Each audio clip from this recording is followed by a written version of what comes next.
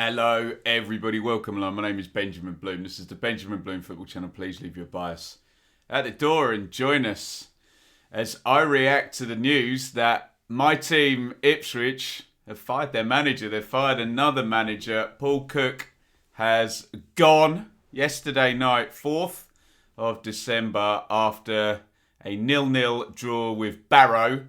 Not because of a 0-0 draw with Barrow, by the way, that some people seem to be mistaken, but after a 0-0 draw with Barrow in the FA Cup. Cook, who has previously been promoted with Chesterfield, Pompey and Wigan, has been at Ipswich since March. He was there pre-takeover, so essentially was hired by the previous owner, Marcus Evans. He saw out 17 games last season.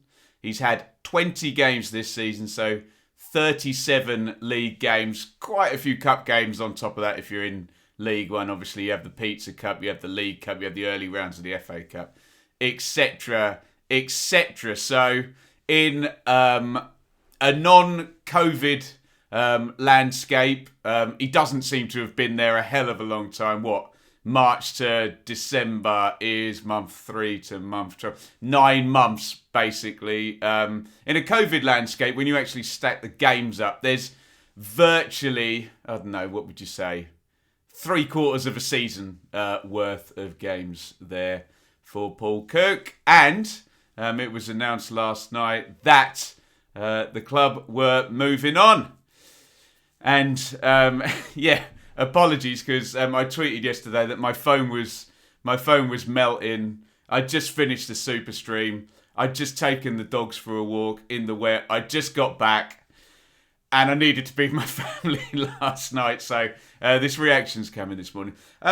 My first emotion is one of disappointment, and not disappointment that I think it's the right or wrong decision or a good or bad decision. I'll come on to that. Disappointment because I liked Paul Cook. When Paul Cook left Wigan and they went into administration, didn't they, after finishing the second half of that championship season in 1920 brilliantly with the likes of Anthony Robinson in there, Kiefer Moore up top, Sammy Morsey, Dunkley, Kip Bray, you know the Wigan team, really good team. And I think... other than possibly maybe like Leeds and Brentford or Leeds and West Brom or something, who went up, they scored the most points over the second half of the season, went into administration. Cook walked away, and at the point Cook walked away, I then had him pegged. You have your football hierarchy. He's going to go in a good championship job. Maybe not a year one parachute job, but maybe he would be the guy that would get the job. Like, take Sheffield United now. They bring someone in, the big Jukanovic. He goes. That was where I thought Cook was going to be coming in. So, the idea that Ipswich got him in League One, I think he spoke to Sheffield Wednesday, possibly, Bristol City. Forgive me if I'm wrong about that. I wasn't there. You weren't there either. So, we hear rumours, don't we? But he came back in at Ipswich, and honestly, I thought...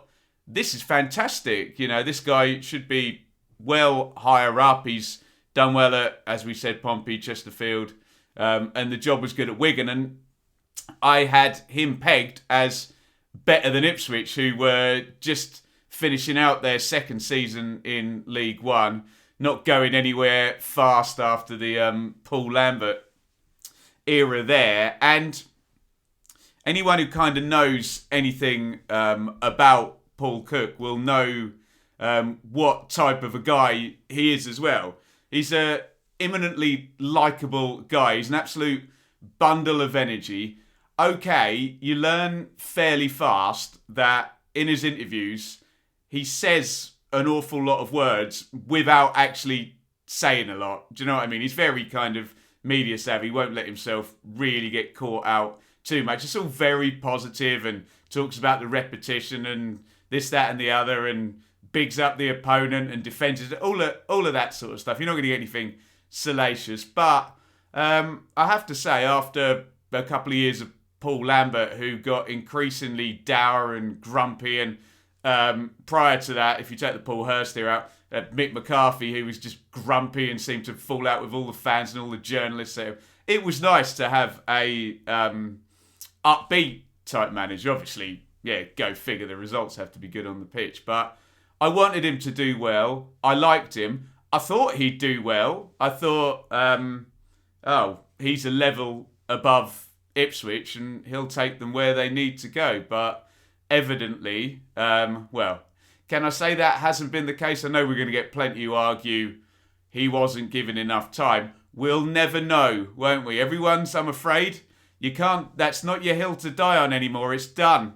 We'll never know whether ultimately he would have taken Ipswich. And I know fans in League One get stroppy about this. Sometimes you have to accept the world as it is. And the expectation of many teams, whether they make it or not, is a different matter. But the likes of Sunderland, Oxford, Portsmouth, Ipswich, Charlton in League One, the expectation is, given fan bases, resources, incomes, commercial revenues, gate receipts, the expectation is that those clubs, if performing competently, would be pushing for a promotion. Again, if you want to get stroppy about that assertion, that's up to you. But, you know, and as I said myself, performing competently, those clubs should be pushing.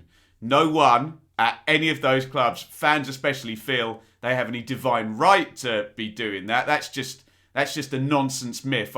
Honestly, normally perpetuated by maybe fans of teams that don't accept the world as it is. But look, many do. I don't want to get caught up in that. But the expectation with Ipswich in League One is that they're having a playoff challenge, basically. And Paul Lambert didn't provide that 2 seasons running.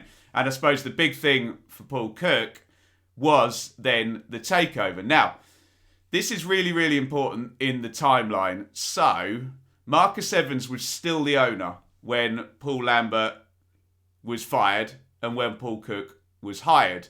And this, I suppose, plays well in terms of the new ownership, game changer, the American guys, Mark Ashton, Mike O'Leary, etc. Because Paul Cook essentially isn't their guy. So they always had in their pocket, if it wasn't going well, he wasn't our guy. We're going to bring our guy in. We gave the incumbent guy a go. We don't feel it's worked out. We're going to bring our guy in. So there's always that argument, and we often get this with takeovers at club where it's quite brutal, isn't it? Everyone remembers sort of Trillion at Birmingham and Gary Rowett, out he goes. They wanted Gianfranco Zola in. And my argument to that is always, if I buy a house, I can decorate it how I like. The previous person might have filled it with ornate furniture and beautiful minimalistic design. I can go and put pink and yellow walls and purple seats in. It's my house. I can do what I like. It's a matter of taste then as to whether I've made the right decision. So I've always kind of thought ownerships could do what they like, really. So they've got that in their back pocket. Whether it's the right call or the wrong call is up to you. But there was always this subtext, particularly in Paul Cook's interviews, that the takeover was guaranteed, that he knew what was coming.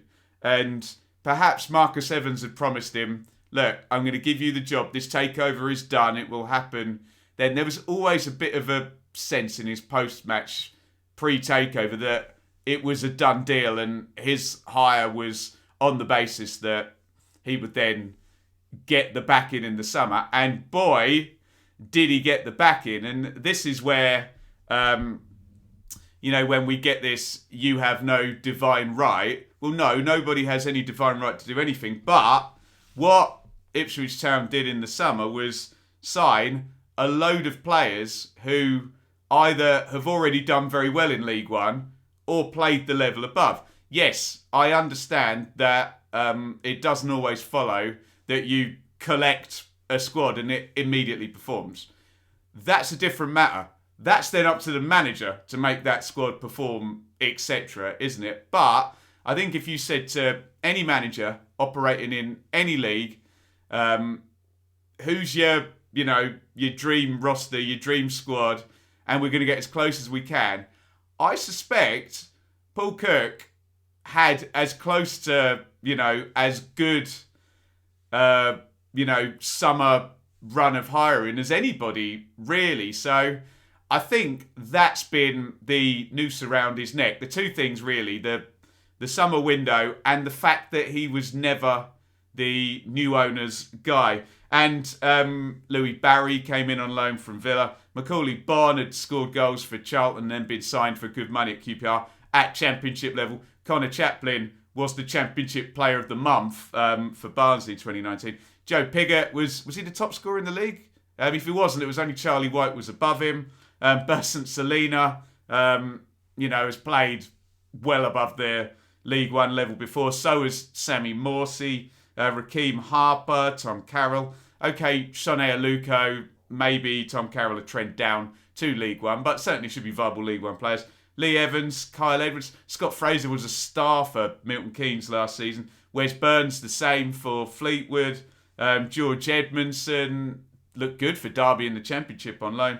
Matt Penny, okay. Cameron Burgess again, star for Accrington last season. Christian Walton and Kladky, the keeper. Speak to anyone who watched any League Two last season. So basically, the acknowledgement around football is that Ipswich picked up a massively highly qualified squad of players that looked on paper, yes, I know football's not played on paper, well good enough to be around the promotion places in the League One table. What transpired is a strange team, really. It's been a couple of amazing wins. Beat Doncaster 6-0, beat Pompey 4-0. The signature win was at Wycombe, and I was actually lucky enough to be there.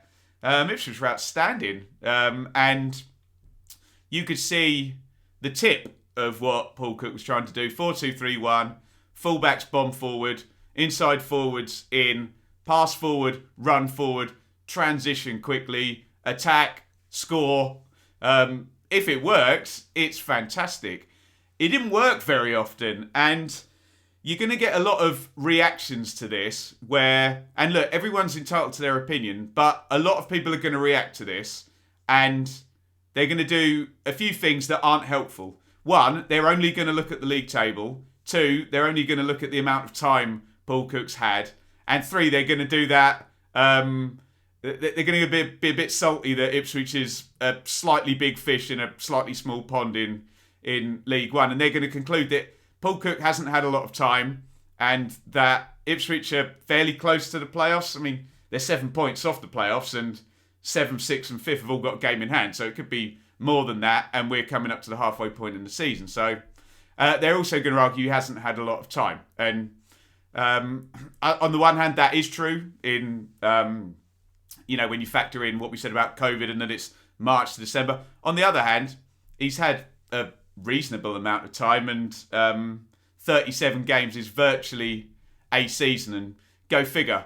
Go and look at the average EFL management reign, and he's probably most of the way through the average reign, isn't he? It's probably one season, isn't it? Let's be completely frank about it. But yeah, the team, and I really wanted him to do well. I thought this is going to be great. Paul Cook with all these good players, whilst he's trying to bed down his style, the players will be good enough to carry it through in League One. But we all know League One makes a fool of you if you're not at it. When you've got teams like Rotherham and Wycombe and Plymouth up there in the top six, just good, well managed, don't have the resources of Ipswich or Sunderland or of any of those, quote, League One big clubs. They do fantastic. Then you factor in that there's those other big clubs there. Wigan have done well on salary.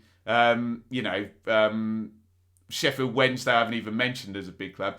Then you have these teams like Cheltenham and Accrington and Cambridge who, they're good. They're good at what they do. And you have to be competent to beat all of these different types of teams. And unfortunately, the evidence on the pitch, Ipswich have not been competent at all. They've conceded a ton of goals, 30 goals conceded in 20 games.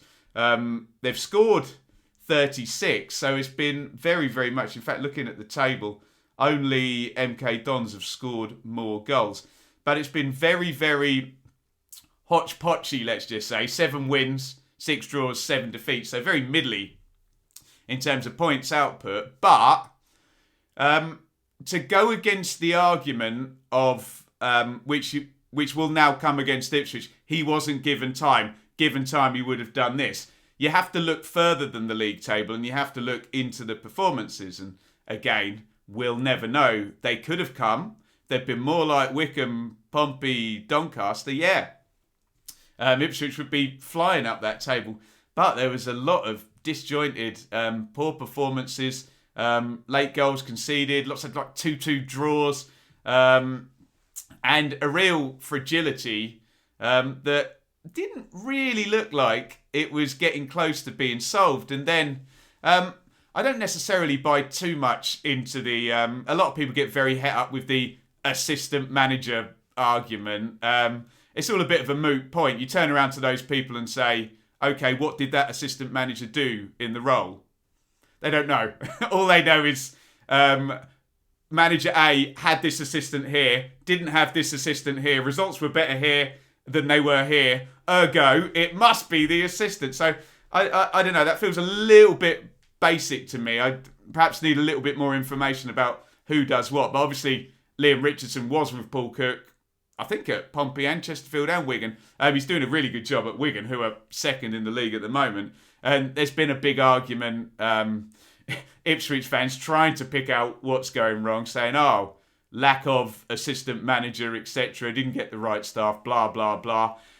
Personally, look at the Ipswich squad, look at Paul Cook's managerial experience. Personally, I'm not going to land on the fact of an assistant manager. It may have been a factor, but being the key factor in Ipswich being 11th and a long, long way off, the top two, 11 points ahead, and 6th place, 7 points ahead. And again, please don't give me the you don't have a divine right. We get it. What we think is that Ipswich have a highly qualified manager and a highly thought of squad put together of players that have plenty of evidence of them doing well. So, look, that's what the expectations were. If you don't agree with that, fine, whatever. Tell me, you tell me why, and we'll, we can talk about it. So, look, my view on it, I would have loved it to have worked. I thought on paper it looked great. I thought they signed players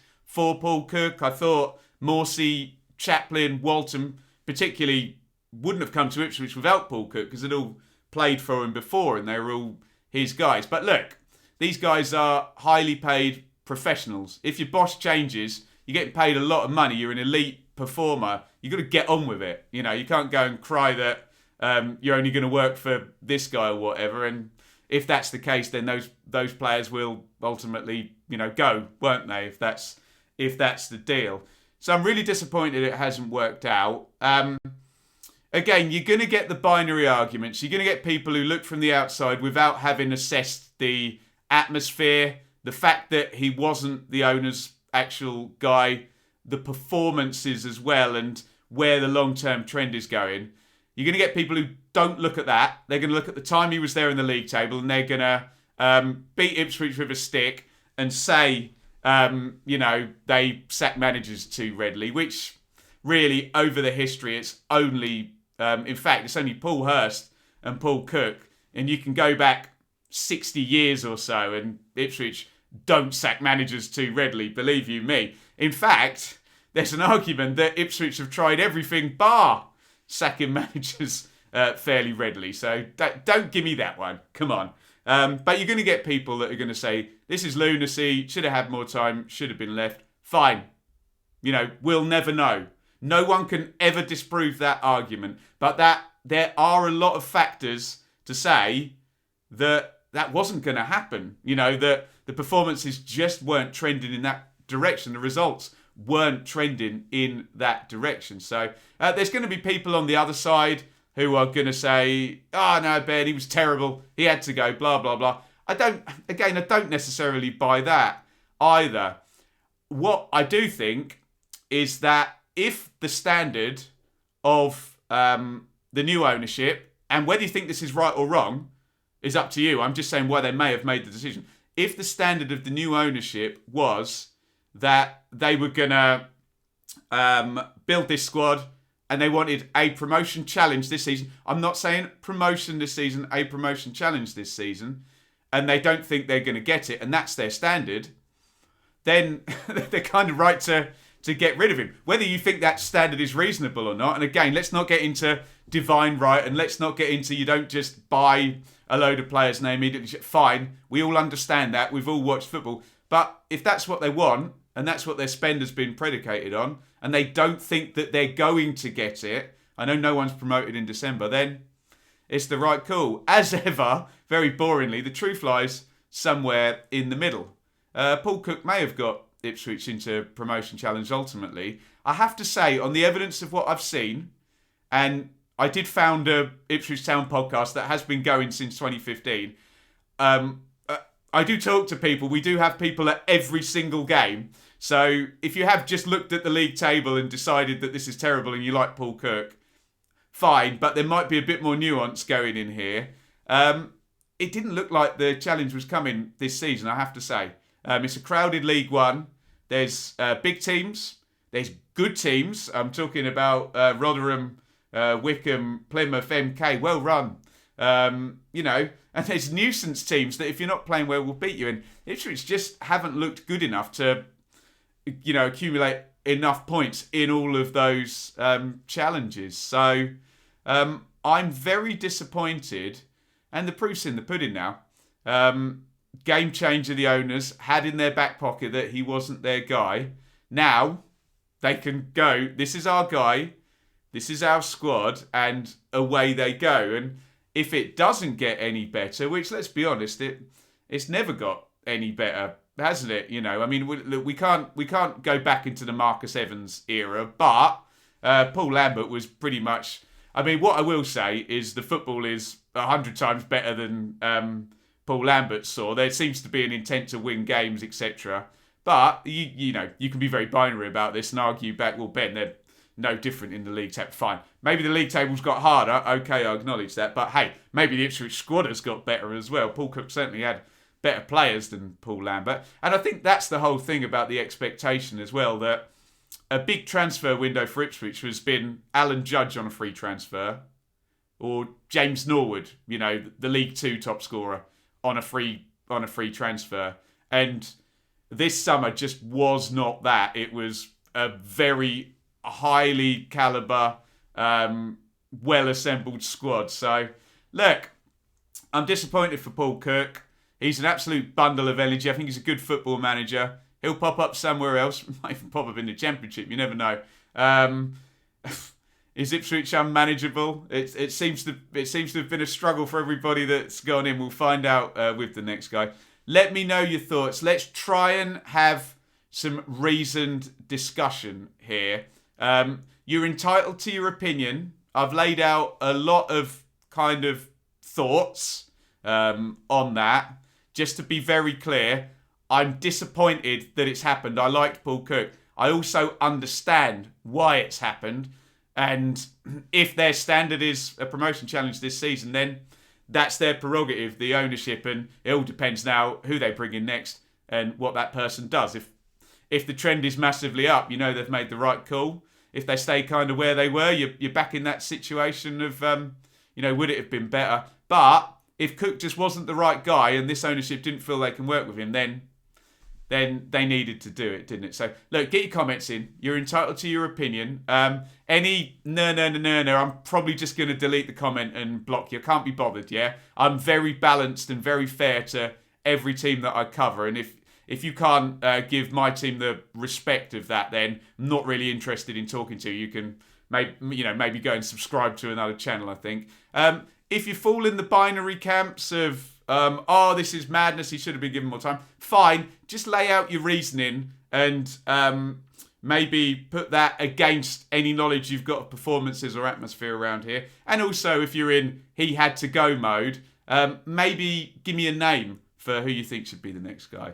Look, it's not ideal, is it? It feels like I've sat here with, McCarthy, Hurst, Lambert and Cook now. I've done this 4 times in the last 4 years with Ipswich. So, yeah, just one good season. That's all we're asking for.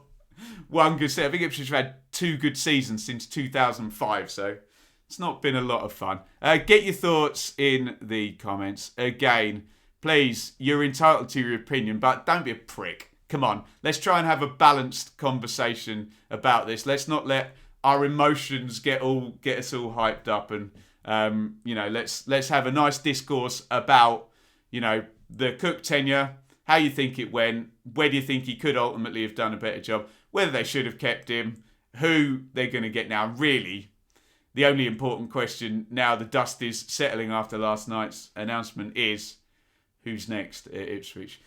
Thank you, everybody, for watching. There we go. It was a stressful Sunday morning piece, wasn't it? Please hit the subscribe button, hit like, get your comments in. Keep it nice and balanced, nice and sensible, please. Make this a good place to talk. And also head over to the Blue Monday podcast, which I obviously founded, and Richard and Craig were on there reacting. You can get the thoughts of Ipswich fans last night in real time on that stream from last night. Onwards and upwards, hey. Over and out. Thank you for watching. Thank you so much for watching. If you enjoyed this video, please hit the like button to see more videos from this channel. Hit the subscribe button, and to be notified every time we upload, ring the bell for those notifications to come through on your device. If you really want to support the channel and me as a content creator, I will be eternally grateful if you head over to the merch store and grab something, or support over on Patreon, patreon.com/Benjamin Bloom. Thank you for your time. Go and watch another video.